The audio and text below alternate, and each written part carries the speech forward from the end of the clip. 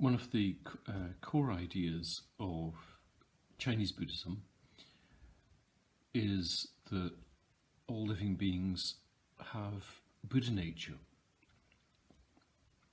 Dogen radicalizes that in due course to all living beings are Buddha nature, but sticking with the first statement, that derives from a number of sutras, and the prominent one among that collection of sutras is the Tathagatargarbha sutra. Tathagatargarbha is a compound made up of two Sanskrit words. Tathagata, it means thus come one, and it means Buddha. And Garbha means either womb or embryo. So this idea of Buddha nature is something which originates in India and in due course flourishes in Chinese Zen. And if you read the Tathagatargarbha Sutra, the metaphors for Buddha nature are generally metaphors of something being concealed or covered over. So there's 9 metaphors for Buddha nature, and those include things like gold concealed under mud, and things like that.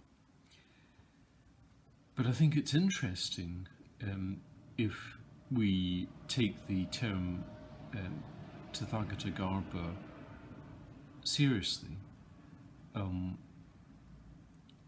So on the face of it, it gives us an image where each of us are, as it were, incubating a little Buddha.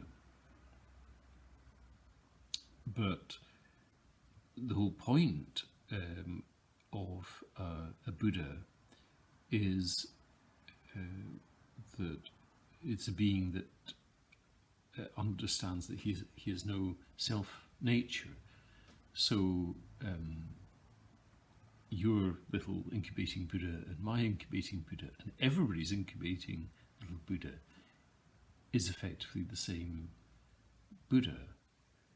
So it's not really mine. And of course, when we give birth to that little Buddha, and it's no longer an embryo, but it, as it were, comes out into the world, it isn't ours either. That's one aspect. The other aspect is that it's called Tathagatargarbha, not Buddhagarbha.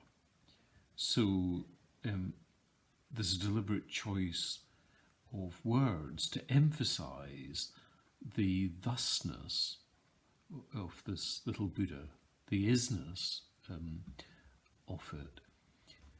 So what we can say is that we're, as it were,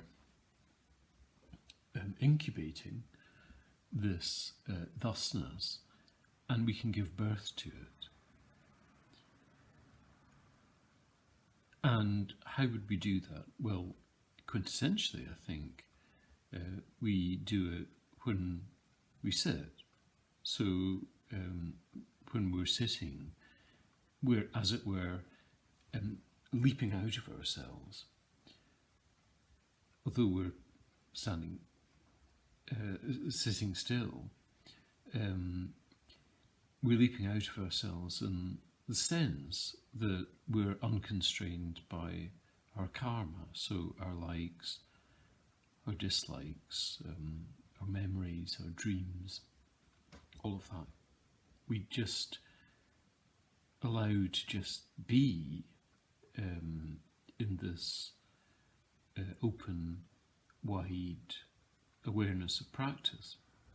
And that's why we can talk about practice enlightenment, and that's why we say that we sit from the perspective of the Buddha, not from the perspective of the self. That Zazen, in fact, makes no sense from the perspective of the self, with its habitual patterns and expectations of gain and loss.